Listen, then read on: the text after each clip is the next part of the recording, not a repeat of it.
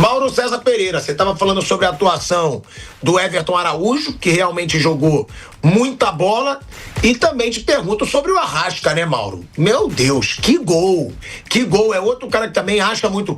O jeito que ele prepara a batida com a direita, tira o zagueiro e chuta com a esquerda, foi o que eu falei ontem. Não sei se você concorda.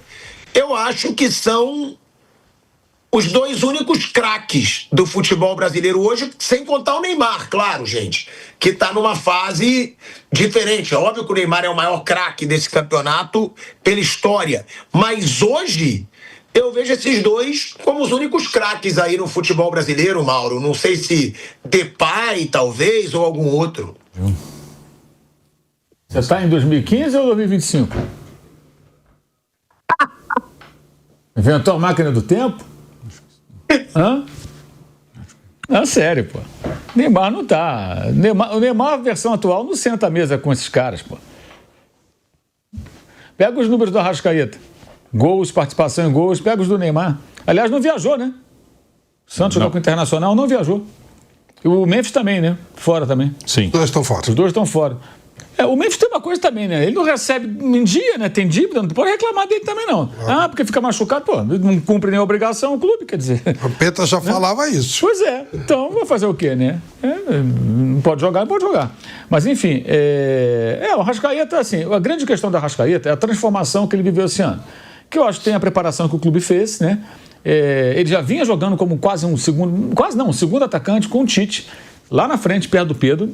O Felipe manteve isso com algumas diferenças, né? Procurou encontrar uma zona onde ele possa atuar com um pouco mais de conforto. Ele está mais bem preparado, o que não podia, gente. Eu critiquei várias vezes. O Arrascaeta, com todo esse talento, ficar saindo do jogo com 15 minutos, 10 do segundo tempo. Como estava acontecendo, não conseguia jogar uma partida inteira. Saía se arrastando de campo. O que é aquilo, gente? Na época, com 28, 29 anos, pô. E agora não, ele consegue jogar. Ontem, ele, depois do gol, deu um carrinho para fazer o desarme. Quer dizer, o cara está em condições físicas, está jogando. O Arrascaeta perdia disputas de bola, que ele não conseguia firmar o corpo para disputar um corpo a corpo com o adversário. O cara tomava a bola dele que nem fosse uma criança jogando bola contra. Isso é incompatível com um jogador profissional, ainda mais o cara com o talento que ele tem. No momento que ele está bem fisicamente, a técnica dele vai embora. Então ele está no auge da carreira dele, né? E o Flamengo foi muito bem em todo esse processo. Botou e acertou. Começo do ano, com 2 anos de contrato, esse ano que vem, foi lá o agente do jogador querendo renovar o contrato. Não, a prioridade aqui não foi mais ou menos o que ele ouviu, né? A prioridade é renovar os contratos de quem está com compromisso terminando. Acho que ele tem contrato até o final de 26. Ok. E também sem saber como seria o ano dele, né? Porque o ano passado não foi essas coisas, nem o outro.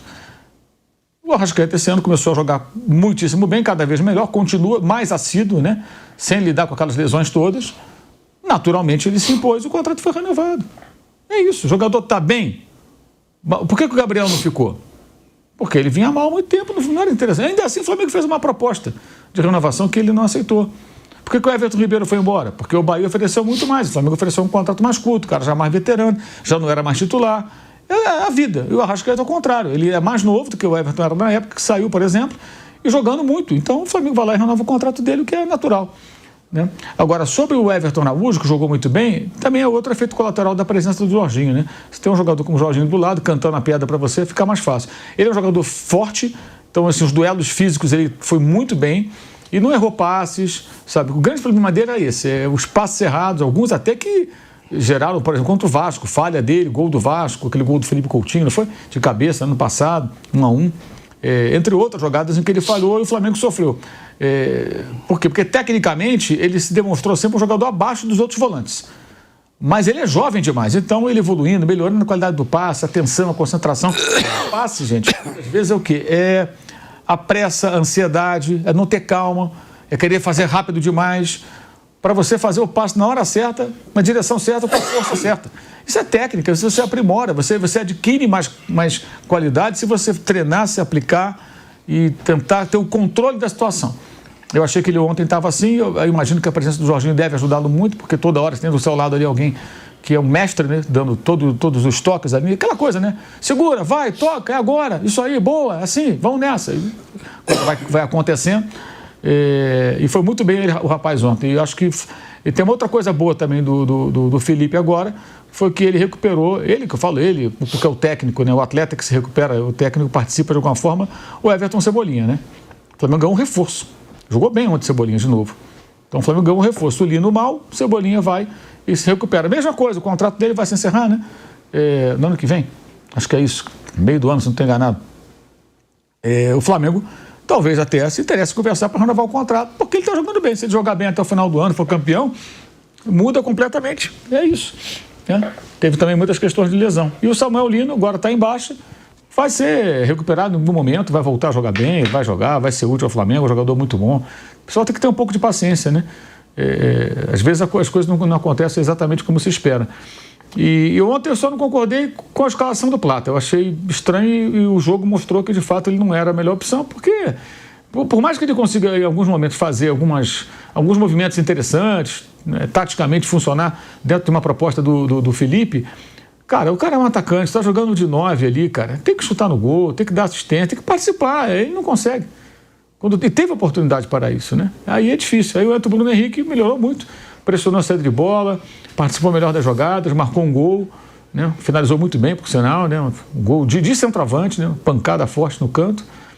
E esse gol dele foi importante porque ali o Felipe percebeu 3-0, posso tirar o Jorginho, posso tirar a Arrascaeta, ele começou a tirar os jogadores e dar uma descansada nessa rapaziada, né? Que talvez nem jogue de fato na terça-feira contra o Atlético lá em Minas. O Atlético que está numa situação... Ontem eu estava acompanhando a imprensa mineira depois do jogo e também alguns canais, né, dedicados ao Atlético Mineiro. Esse pessoal está numa bronca, assim, a bronca com os donos da SAF é enorme, muitas queixas com relação aos jogadores. O ambiente para o Biel, coitado, acho que deve estar assim, sustentável. Ele deu uma entrevista assim, super sincera, falando que se preparou como nunca para esse jogo, que ele queria ajudar a equipe, que ele não imaginava que no final ele fosse atrapalhar. Infelizmente, né? E foi o que aconteceu, né? Ele perdeu um gol feito, perdeu o pênalti.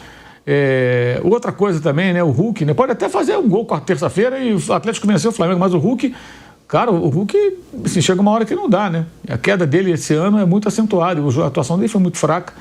Então o Atlético chega a esse jogo assim, meio que em frangalhos. Eu não sei se vai conseguir o São Paulo motivar a equipe, recompor o grupo, a torcida chateada, o estádio talvez nem encha. Então, é um cenário bom para o Flamengo. É um cenário bom para o Flamengo. Né? Já o Palmeiras enfrenta um Grêmio que perdeu o Botafogo ontem, mas lutou até o fim, né? Chegou ali a tentar esboçar uma reação no final, não deu tempo. Mas que ainda tenta se firmar numa zona de classificação da Copa Sul-Americana, pelo menos. E está numa zona não muito confortável da tabela, né? Precisa de resultado, precisa de dar uma satisfação à torcida. Enfim, são dois times em momentos diferentes. Nenhum deles numa boa, né? Até a faixa dos dois na tabela é muito próxima.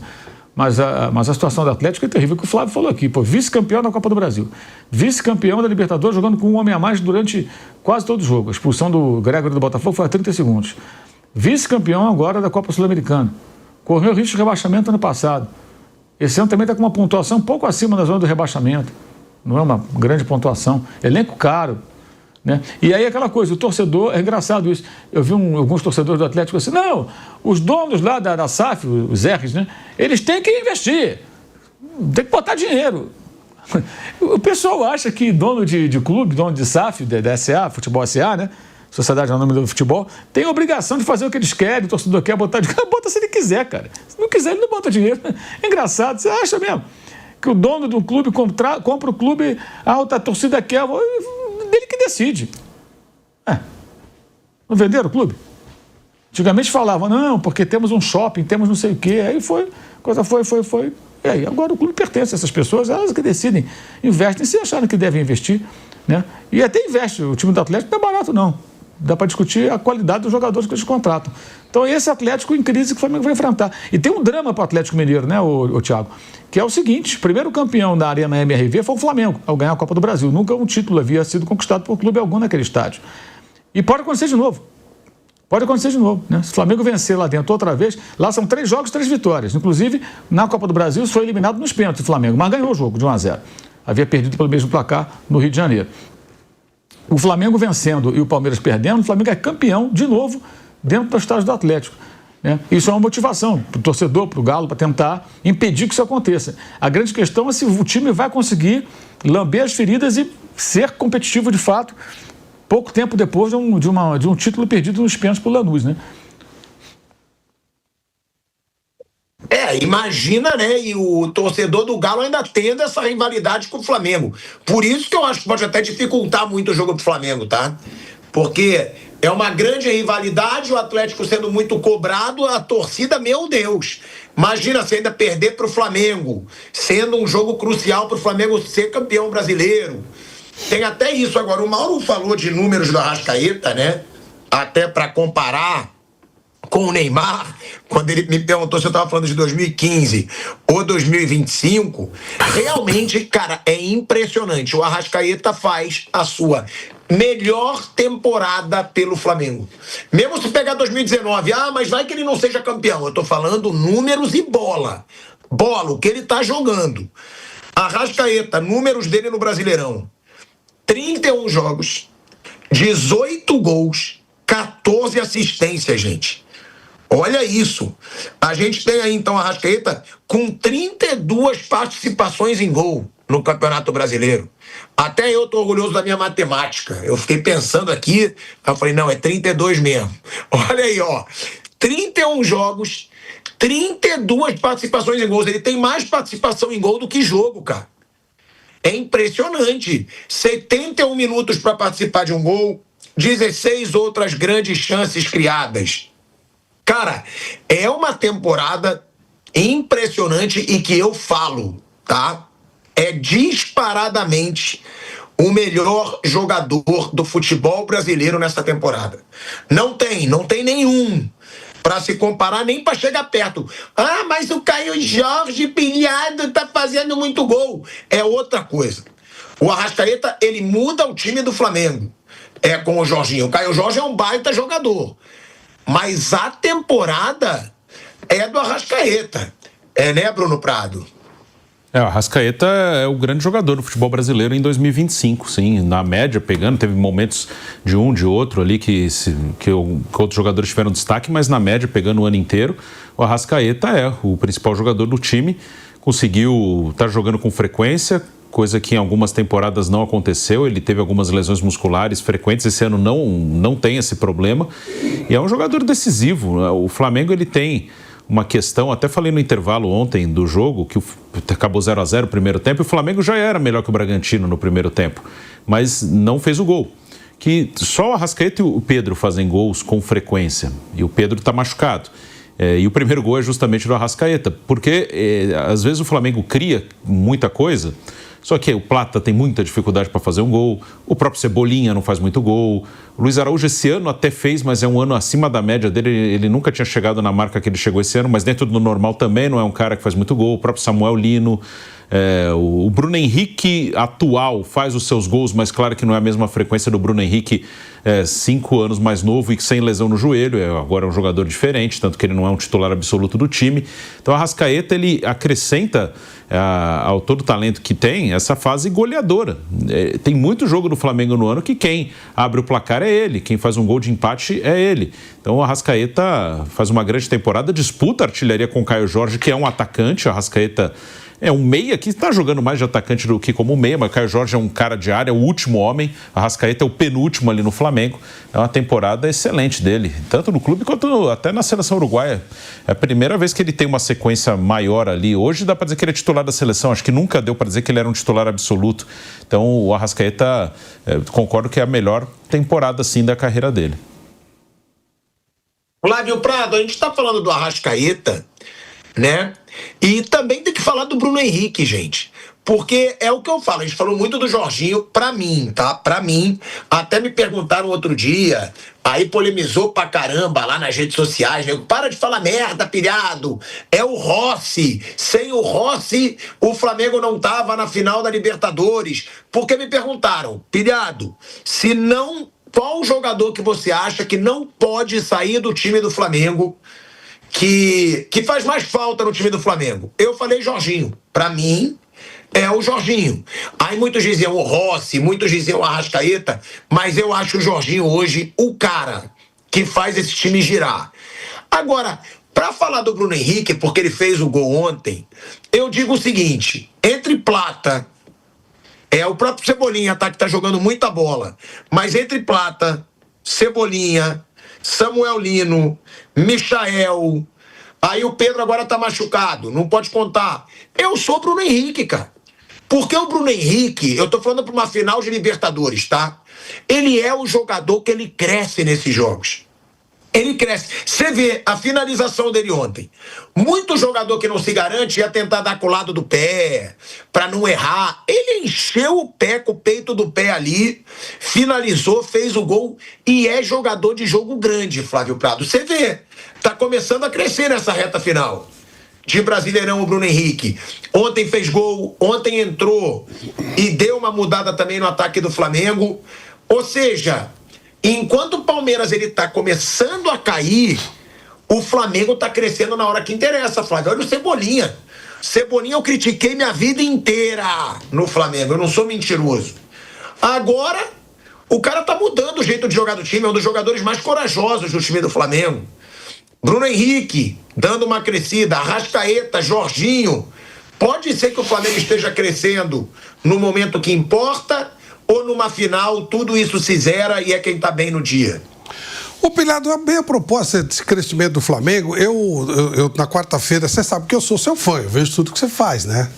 E na quarta-feira eu tava... imagino, obrigado. Claro. Muito obrigado. Na quarta-feira eu tava te ouvindo. Não faço questão nenhuma. Que não, mas eu insisto. Na quarta-feira eu tava te ouvindo e você surtou aqui porque o Felipe Luiz não gritou. Ontem eu não vi o jogo, eu tava vendo o jogo do Palmeiras, eu imagino que ele tenha gritado bastante ontem, né? Porque foi 3-0, gritou muito, Pilar. Tava bom o tom dele ontem? Vamos lá então, seu animal. Vamos explicar direitinho. Eu não surtei porque ele não gritou. O que eu disse é o seguinte, que o time apático, frouxo que foi no primeiro tempo, o treinador tinha que chacoalhar o time. Ele tinha que gritar com os caras, ele tinha que agitar o time, mas não. Ele refletiu a postura do time. E eu falo ainda, eu acho que às vezes falta ao Felipe Luiz, e eu sempre digo isso. Eu falo que eu elogio, que eu sou fã, que eu não tiraria ele de jeito nenhum do comando do Flamengo. Agora, às vezes eu acho que falta. Não que ele dance do lado de fora, não que ele corra, que ele seja saltitante. Agora, um esporro. Eu acho que às vezes falta um esporro do Felipe Luiz para acordar o time do Flamengo. Foi simplesmente isso. Bobão. Uma mistura de Andrea Bocelli e Tarzan, foi mais ou menos isso, né?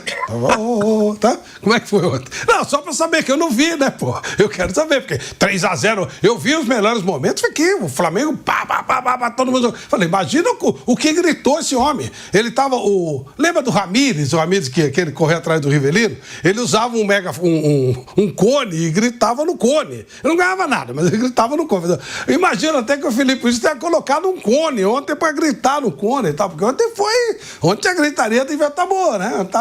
Imagino, faço uma ideia. Mas respondendo a sua pergunta, o Bruno Henrique, depois que o negócio que o tribunal quebrou o galho dele lá, fez aquela palhaçada, ele deu uma aliviada, né? Deu uma assentada, e claro, qualquer ser humano, quando tem um problema daquele porte, o cara dá uma baixada de bola. Bom jogador ele sempre foi. O problema do Bruno Henrique é quando tem problema de contusão. Mas bom jogador ele é. O Arrascaeta faz um ano primoroso, o Cebolinha é uma agradabilíssima surpresa ter voltado, parecia que ele tinha entrado num buraco e que não ia voltar, mas felizmente tá bem.